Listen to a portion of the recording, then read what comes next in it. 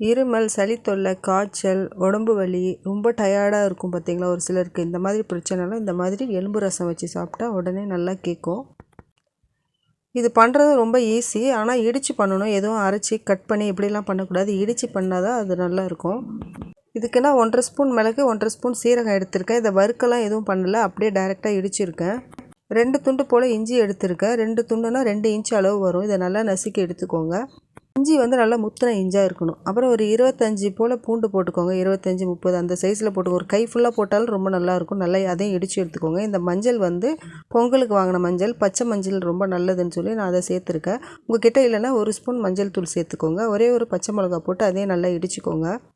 நம்ம ஒரு கை ஃபுல்லாக இறுக்கி பிடிச்சா எவ்வளோ கொத்தமல்லி வருமோ அந்த அளவு கொத்தமல்லி, கொஞ்சம் புதினா, கொஞ்சம் கருவேப்பிலை போட்டுக்கோங்க. அளவு வேணால் கொத்தமல்லி வந்து கட் பண்ணி எடுத்தால் 3 ஸ்பூன் கொத்தமல்லி, 2 ஸ்பூன் புதினா, 1 ஸ்பூன் கருவேப்பிலை இந்த மாதிரி வர அளவு எடுத்து இதெல்லாம் போட்டு நல்லா இடித்து எடுத்துக்கோங்க.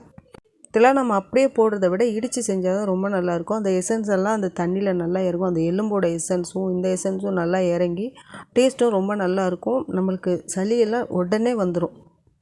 இது கூடவே ஒரு கைப்பிடி அளவு சின்ன வெங்காயம் சேர்த்துக்கோங்க. சின்ன வெங்காயம் தான் இதில் சேர்க்கணும். பெரிய வெங்காயம் சேர்த்தா அவ்வளோ நல்லா இருக்காது.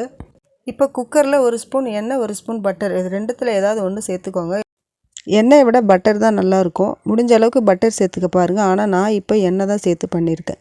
அதுக்கப்புறம் நம்ம இடித்து வச்சுருக்கிற இஞ்சி, பூண்டு, வெங்காயம் எல்லாம் இருக்குல்ல, அதெல்லாம் சேர்த்துருங்க. சேர்த்துட்டு ஒரு நிமிஷம் போல் நல்லா வதக்கிட்டு ஒரு 2 தக்காளி, நல்லா பழுத்த தக்காளி, மீடியம் சைஸ் பழுத்த தக்காளி அதில் கட் பண்ணி சேர்த்துக்கோங்க.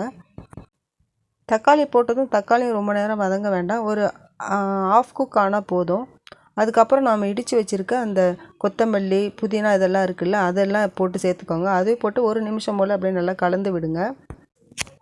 பாருங்கள், இப்போ இந்த ஸ்டேஜ் வரணும். இந்த ஸ்டேஜ் வர வரைக்கும் நம்ம அதை கலந்து கொடுக்கணும். இப்போ 1 ஸ்பூன் மிளகாத்தூள் சேர்த்துக்கோங்க. மிளகாத்தூள் போட்டதுக்கப்புறமும் நம்ம ஒரு நிமிஷம் போல் வதக்கி விட்டால் போதும். ரொம்ப நேரம் வதக்க வேண்டாம்.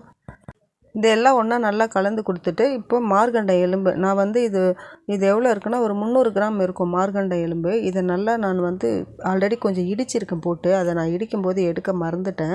இதில் கூட கொஞ்சம் சதையும் இருக்குது. சதையும் எலும்பும் கலந்து இருக்குது. இந்த மாதிரி வாங்கிட்டு வந்து செய்யுங்க. அதை தான் ரொம்ப நல்லாயிருக்கும். வெறும் எலும்பை விட கூட கொஞ்சம் சதையோடு வாங்கிட்டு வந்தீங்கன்னா நல்லாயிருக்கும். அதுக்கப்புறம் அவங்களே இடித்து கொடுக்க சொன்னாலும் கொடுப்பாங்க. ஒரு சில டைம் அவங்கக்கிட்ட நம்ம வாங்கிட்டு வர மறந்துடுவோம் அந்த மாதிரி. அப்போ நம்ம வீட்டிலேயே நம்ம வந்து மிளகு சீரகம் இடிக்கிறோம்ல, அதில் போட்டு கொஞ்சம் இடித்து எடுத்துக்கிட்டு செஞ்சேன்னா இன்னும் ரொம்ப நல்லாயிருக்கும்.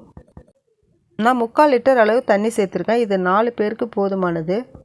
இன்னும் அதிகமாக வேணும்னா நீங்கள் இதை அப்படியே டபுள் ஆக்கிக்கோங்க. இப்போ இதுக்கு தேவையான அளவு உப்பு சேர்த்து உப்பு சரியாக இருக்கான்னு பார்த்துக்கோங்க.